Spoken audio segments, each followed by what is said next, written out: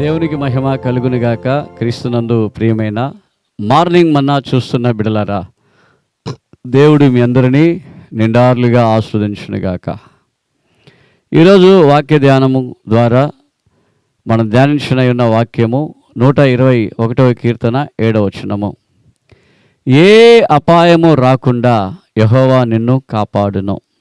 అవును, ఈరోజు ఎంతోమంది ఈ వాక్యాన్ని ధ్యానిస్తున్న మీ అందరూ కూడా దేవదేవుడు, రాజులకు రాజు, ప్రభులకు ప్రభు, అపాయము రాకుండా, మీ కాళ్ళు జారి పడిపోకుండా, మీరు తొట్టిల్లకుండా, ఏ మార్గములో ఏ అపాయము బాధలు రాకుండా దేవుడు మిమ్మల్ని కాపాడబోతూ ఉన్నాడు.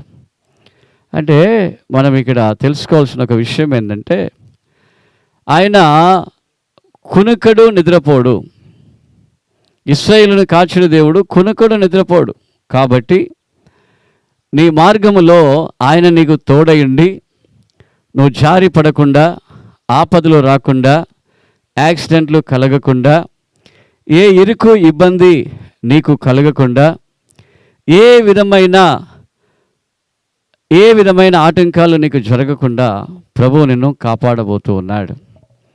అయితే మనం ఏం చేయాలంటే, ఈ దేవుని సహాయం కోరుతూ, ఈ దేవదేవుని యొక్క రెక్కల మధ్యలో మనం ఉన్నప్పుడు దేవదేవుడు నిన్ను నన్ను కాపాడబోతూ ఉన్నాడు.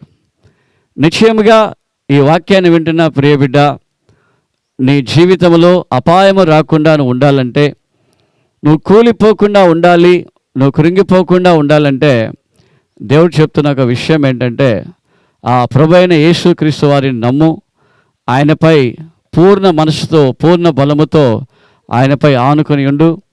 ఆయన మాట మీరు వినేటప్పుడు తప్పకుండా దేవుడు పడిపోకుండా, కృంగిపోకుండా, అపాయము రాకుండా కాపాడుతాడు.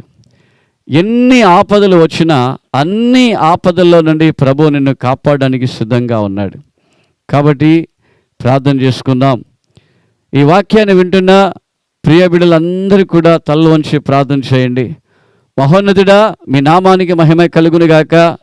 ఏ అపాయము కలగకుండా యెహోవా నిన్ను కాపాడుతాడని చెప్పిన మాట ప్రకారముగా ఈ వాక్యాన్ని వింటున్న బిడ్డలు వీరి ప్రయాణాలలోనూ, కుటుంబాలలోనూ మాత్రమే కాదు తండ్రి, వీరు ఎటు వెళ్ళినా, ఏం చేసినా, ఇంట్లో ఉన్నా, బయట ఉన్నా, ఎండ దెబ్బ కూడా తగలకుండా, ప్రభా ఎదుగుతండి, వెన్నెల దెబ్బ కూడా తగలకుండా, వేటకాని ఉరిలో నుండి కాపాడి, అపాయమేది రాకుండా ప్రభా మీరు దీవించి ఆస్వాదించండి. మీ చల్లని రెక్కల నీడలో ప్రభువా వీళ్ళని మరుగు చేసుకుందురుగాక. మీకే మహిమ, స్తుతి, ఘన మహిమంతా మీకు చెల్లిస్తూ ఉన్నాను. అతి త్వరలో రానయ్యున్న రక్షకుడు, ప్రియుడు యేసు క్రీస్తు వారి నామంలో ప్రార్థించి వేడుకుంటూ ఉన్నాము తండ్రి. ఆమేన్, ఆమేన్.